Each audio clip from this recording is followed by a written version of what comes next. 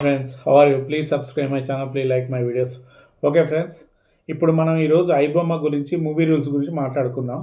మనం ఐబొమ్మని, మూవీ రూల్స్ని ఆపగలమంటే ఒక మధ్యతరగతి కుటుంబీకుడిని, ఇంటి యజమాని మీరు ఆపగలిగితే ఐబొమ్మని, మూవీ రూల్స్ని ఆపగలడానికి అవకాశం ఉండవచ్చు. ఎందుకంటే ఈరోజు ఒక సినిమా బడ్జెట్ వచ్చేసి 400, 500 కోట్లు దాటుతుంది. అంటే దాంట్లో ఆ బడ్జెట్ రీసెంట్‌గా పోయిన సంక్రాంతికి ఒక సినిమా విడుదలైంది. పాపం ఆ హీరో 2 సంవత్సరాల డేట్సు ఆయన ఆ డైరెక్టర్ వేస్ట్ చేసిండు. పాపం ఆ హీరోకి ఆ సినిమాకి ఎంత వేస్ట్ ఖర్చు చేసిండు. ఆ సినిమా అసలు 500 కోట్లు ఖర్చయితదా? దానికి మినిమమ్ కొట్టుకుంటే ఆ కథకి 50 కోట్ల కంటే ఎక్కువ కూడా కాదు. అదే సినిమా 50 కోట్లు పెట్టి తీస్తే ఈరోజు వాడికి 100 కోట్లు వచ్చినాయి. నిర్మాతకు 50 కోట్లతో సేఫ్ అయ్యాడు. టికెట్ రేటు ఒక ₹100 పెట్టేటోడు. అంతకంటే ఎక్కువ కాదు కదా! కానీ ఎంత వేస్ట్ ఖర్చు పాటలకి, ఆ సీన్స్‌కి వాటికే వేస్ట్ ఖర్చు అవుతుంది. సరే, దాని గురించి వదిలేద్దాం. ఒక సినిమా బడ్జెట్ 400 కోట్లు అనుకుంటే దాంట్లో హీరోకి అయ్యే ఖర్చు 200 కోట్లంట, 150 కోట్లంట. ఇన్ని కోట్లు హీరోకిచ్చి, ఒక డైరెక్టర్‌కు 50 కోట్లు ఇచ్చి, టెక్నీషియన్స్‌కి ఒక 50 కోట్లు, 60 కోట్లు అయిన తర్వాత నిర్మాతకి దాని మీద తీసుకొచ్చిన 400 కోట్లకో, 500 కోట్లకో 50 కోట్ల వడ్డీ అయితది. సినిమా మొత్తం తిప్పి కొడితే తయారయ్యేది ఒక 50 కోట్లలా. ఆ 50 కోట్లు కూడా పెడతారా అంటే ఆ కథకి ఒక ఇల్లు తీసుకుంటారు.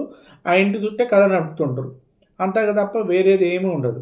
ఆ కథ దానికి 400 కోట్లు, 500 కోట్లు విజువల్స్.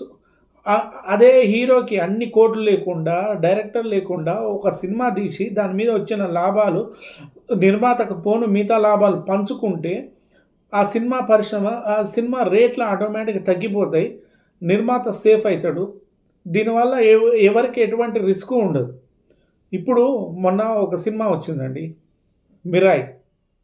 ఎంత అద్భుతంగా ఉంది. 60 కోట్లు పెట్టి 50 కోట్లో, 60 కోట్లు అయిందంట ఆ సినిమా బడ్జెట్. ఆ సినిమాకి రేట్లు కూడా ఎంత ఉన్నాయి? చాలా తక్కువ రేట్‌లో పెట్టిండు సినిమా టికెట్స్ కూడా. 60 కోట్లలో అంత పెద్ద సినిమా, అంత మంచి సినిమా, అంత విజువల్ వండర్‌గా తీసిండు. అంటే దాంట్లో హీరోకి రెమ్యునరేషన్ మా అంటే ఒక 5 కోట్లో, 10 కోట్లో ఇచ్చి ఉంటాడు. ఎందుకంటే అంతకన్నా ముందు 'హనుమాన్' సినిమా హిట్ అయింది కాబట్టి ఆ రెమ్యునరేషన్ ఇచ్చి ఉంటారు. కానీ ఖర్చు మొత్తం ఆ డైరెక్టర్ కూడా ఎక్కువ అమౌంట్ తీసుకోకుండా ఉంటాడు. ఆ ఖర్చు మొత్తం సినిమా మీదనే పెట్టిర్రు. 60 కోట్ల ఖర్చు సినిమా మీద కనబడుతుంది. విజువల్ వండర్‌గా ఉంది. అద్భుతంగా తీయొచ్చు. ఆ సినిమాకి 60 కోట్లు పెట్టి తీసినప్పుడు సినిమాకు ₹100 పెట్టినా కూడా జనాలు ఎగబడి చూస్తారు. ఎందుకంటే ఇది చెప్తున్నట్టే, ఒక మధ్య తరగతి కుటుంబకుడు ఒక సినిమా థియేటర్‌కి వెళ్ళి ఒక సినిమా చూడాలంటే మల్టీప్లెక్స్‌ల, ఎందుకంటే సింగిల్ థియేటర్ పని మ్యాక్సిమం అయిపోయిందండి. ఎందుకంటే వాడి మెయింటెనెన్స్ లేదు, కరెక్ట్ లేదు, బొమ్మ కూడా అవపడట్లేదు సరిగ్గా. కాబట్టి మ్యాక్సిమం మల్టీప్లెక్స్‌కే ఎవరైనా పోతుర్రు. అదే పోయిన తర్వాత దాంట్లో వచ్చి టికెట్ వచ్చేసి ₹400 ఒక పర్సన్‌కి. దాంట్లో పాప్‌కార్న్ వచ్చేసి ₹150.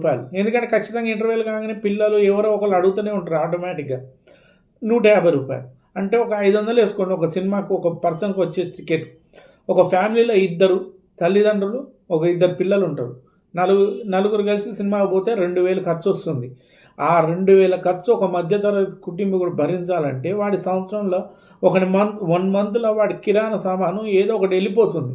దీనివల్ల వాడు ఏం చేస్తుండు, అరే సినిమాకొద్దు పాడొద్దురా, అంతకంటే మంచి ప్రింట్ మనకి మంచి ప్రింట్‌లో వచ్చినాయి. ఇప్పుడు ఐబొమ్మలో సూపర్ ప్రింట్లు వస్తున్నాయి.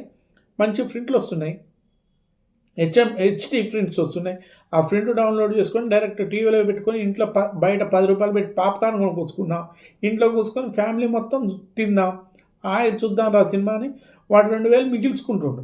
ఎందుకంటే ఒక మనిషి ఉదయం నుంచి సాయంత్రం పోయి కష్టపడ్డా కూడా ఆ మనిషికి వచ్చేది ఒక 700-800 వరకు వస్తున్నాయి. నెలకొచ్చేసి ఒక 30,000 సంపాదిస్తుండు. కానీ హీరోలు అదే సంవత్సరం వచ్చేసి 3,00,000-4,00,000 సంపాదిస్తుండు. ఏది మధ్యతరగతి కుటుంబీకుడు గురించి చెప్తున్నాను నేను. అదే ఒక సినిమా హీరో ఒక 6 నెలలు పనిచేస్తాడండి. 1 ఇయర్ పనిచేస్తాడు. వాడు సినిమాకి 200 కోట్లు, 150 కోట్లు తీసుకుంటుర్రు. దీనివల్ల ఎవరికి ఈయన తెల్లవాళ్ళు కష్టపడి ఈయనకి 3.5 లక్షలు, వాళ్ళు ఏదో కష్టపడి ఏసీ బస్సుల నుంచి దిగి ఏసీలో నటించి కాసేపు నటించి వెళ్ళిపోయి ఏసీ బస్సులో కూర్చుంటారు. వాళ్ళకి 150 కోట్లు. ఇక్కడ టికెట్ రేట్లు పెరగకుండా ఎట్లుంటాయి? ఇప్పుడు నిర్మాత ఆ డబ్బులన్నీ రాబట్టుకోవాలంటే ఆ టికెట్ రేట్ పెంచాలి. కనీసం 400 చేస్తేనే ఆ డబ్బులు వెళ్తాయి. దీనివల్ల ఏం చేస్తుర్రు, ఒక సినిమా విడుదలైతే ఒక సినిమాకి ఒక 10 మెట్లు అనుకోండి. ఒక సినిమాని తీసుకోండి ఎగ్జాంపుల్‌గా, దానికి ఒక 10 మెట్లు అనుకోండి. ఆ 10 మెట్లల ఒక 2 మెట్ల వరకు హీరో మోయగలడు. దాన్ని తీసుకురాగలడు.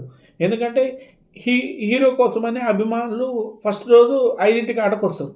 తర్వాత కొద్దిగా బాగున్నా బాగాలేకపోయినా ఇంకో మెట్టు వరకు అభిమానులు చూస్తారు. అంటే ఈ 2 మెట్లు పుడతాయి. కానీ మిగతా 8 మెట్లు ప్రేక్షకులే మోయాలి. ఆ సినిమా బాగుంటేనే వాళ్ళు మోస్తారు. లేకపోతే అక్కడ నిర్మాత స్మాష్. దీనివల్ల ఏమైతది, సామాన్యుడి మీద అధికమైన భారం పడి వాడు ఇబ్బంది పడుతుండు చానా. ఈ సినిమా దీనివల్ల 400, 500 రూపాయలు పెట్టి ఒకప్పుడు రూ. 100 ఈ రూ. 30, రూ. 50, రూ. 70. ఎంతమంది విరగబడి చూసేది. ఒకప్పుడు నన్ను తీసుకొని నేను వారానికి ఖచ్చితంగా సినిమా పోవాల్సిందే నేను ప్రతి సండే. కానీ ఈరోజున్న టికెట్ రేట్లను చూస్తే సింగిల్ స్క్రీన్‌లో వచ్చేసేమో 200 రూపాయల టికెట్టు, మల్టీప్లెక్స్‌లో వచ్చేసేమో 400 రూపాయల టికెట్టు. ఆ పాప్‌కార్న్‌కి వాటికి ఇంత అయితున్నాయి. ఇంకా వాడు థియేటర్‌కి పోయి నీకు సినిమా చూడాలంటే ఎట్లా చూస్తాడు? వాడు పైరసీ ద్వారా ఐబొమ్మ ద్వారానే ఫ్రీగా వస్తుంది. ఫ్రీగా డౌన్లోడ్ చేసుకుంటుండు. దానివల్ల వాడు మంచిగా సినిమా చూస్తుండు.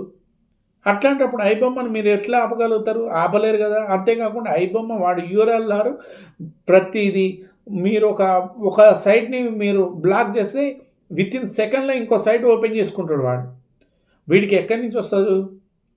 ఐబొమ్మకి మూవీ రీల్స్‌కు ఎక్కడి నుంచి వీళ్ళకి ఇన్‌కమ్ వస్తదంటే, మీరు మూవీ రీల్స్ ఓపెన్ చేయంగానే ఫస్టు మీకు 4 బెట్టో లేకపోతే క్రికెట్ బెట్టింగ్సో, గ్యామ్లింగ్‌కి సంబంధించిన యాడ్ వస్తది. ఆ యాడ్ వాళ్ళు వీళ్ళకి పుష్కలమైన డబ్బులు ఇస్తారు. వాళ్ళకి మనకు కస్టమర్ల కాంచి ఒక రూపాయి కూడా వసూలు చేయరు. ఆ యాడ్ల వల్ల వాళ్ళకి చాలా డబ్బులొస్తాయి. కోట్లల్లో డబ్బులొస్తాయి. కోట్లల్లో డబ్బులొస్తాయి.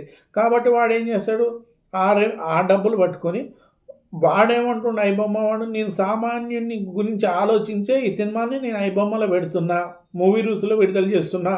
నాకు సామాన్యులు బతకాలి, వాళ్ళు కూడా సినిమా చూసి ఎంజాయ్ చేయాలి అన్న ఉద్దేశంతోనే నేను ఈ సినిమాని నేను ఐబొమ్మల మూవీ రూల్స్‌లో పెడుతున్నా. వాడికొచ్చే ఇన్‌కమ్ వాడికొస్తుంది. వాళ్ళు డార్క్ వెబ్ ఉంటది. దాంట్లో వేకెన్సీ లిస్ట్ పెట్టుకుంటాడు. ఎవరైతే ఇంట్రెస్ట్ ఉంటారో వాళ్ళు పోయి సినిమా తీస్తారు. మంచిగా షూట్ చేస్తారు. హెచ్‌డీ క్వాలిటీతో సినిమా షూట్ చేసి వాడి వేకెన్సీ లిస్ట్‌లో వాడికి అప్‌లోడ్ చేస్తారు. వాడు దాన్ని డౌన్‌లోడ్ చేసుకుంటాడు. వీడికి కావాల్సిన డాలర్లు వాడు పంపించేస్తాడు. అంతటితో అయిపోతది.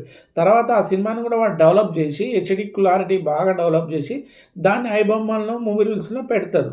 దానివల్ల వాడికి మనకి యాడ్స్ వస్తాయి కదా!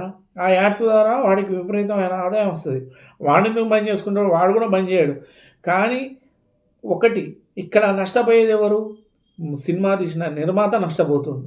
ఆయన చాలా ఎన్నో ప్రయాసలు పడి ఎన్నో వడ్డీలకు తీసుకొచ్చి ఆ సినిమాని తీస్తాడు. చివరికి వచ్చేసి పైరసీ ద్వారా చూస్తుర్రంటే ఫస్టు మీరు సినిమా ఖర్చుని కంట్రోల్ చేయగలిగితే, ఆ సినిమా ఖర్చుని ఒక 60,00,00,000, 70,00,00,000లలో కంట్రోల్ చేయగలిగితే, మీరు ఫస్ట్ సినిమా తీయండి. హీరోకి రెమ్యునరేషన్, డైరెక్టర్ రెమ్యునరేషన్ తర్వాత ఇవ్వండి. సినిమా హిట్ అయితే దాంట్లో నుంచి తీసుకోండి, లేకపోతే లేదని చెప్పండి. దానివల్ల సినిమా క్వాలిటీ పెరుగుతది, ఖర్చు తగ్గుతది. దానివల్ల నిర్మాత మీద కూడా బర్డెన్. ఈ విధంగా చేస్తే ఖచ్చితంగా వాడు ఐబొమ్మ వాడు పెడతా అంటుండు. ఎందుకంటే వాడు డైరెక్ట్ మన ట్విట్టర్‌లో కూడా చెప్పిండు. ఏమని చెప్పిండు? నాకు సామాన్యులు ముఖ్యం. ఎటువంటిది అయినా నన్ను బ్లాక్ మీరు చేయలేరు, నన్ను పట్టుకోలేరు. వాడెక్కడనో విదేశాల్లో ఉంటాడండి. వాడు తీస్తాడు, పెడుతుండు, అప్‌లోడ్ చేస్తుండు, అయిపోతుంది. కాబట్టి ఇప్పటికైనా సినిమా రేట్లు తగ్గించి మినిమమ్ రూ. 100 పెట్టండి టికెట్ రేటు చాలు. ఎందుకు రారు జనాలు? ఒక్కసారి రూ. 100 టికెట్ రేట్ పెట్టి చూడండి. సరే మల్టీప్లెక్స్‌లో ఒక రూ. 150 పెట్టండి. ఎందుకు రారో చూద్దాం జనాలు. ఒక్కొక్కడు 500, 600 టికెట్లు రేట్లు, ఆ పాప్‌కార్న్ రేట్లు చూసే మధ్య తరగతి కుటుంబ యజమాని గుండె పగులుతుంది. అందుకోసమే వాడు పైరసీని ఎంకరేజ్ చేసుకుంటుండు. పైరసీ ద్వారా చూస్తుండు. సరే friends, please subscribe my channel, please like my videos, please share my videos. Okay friends.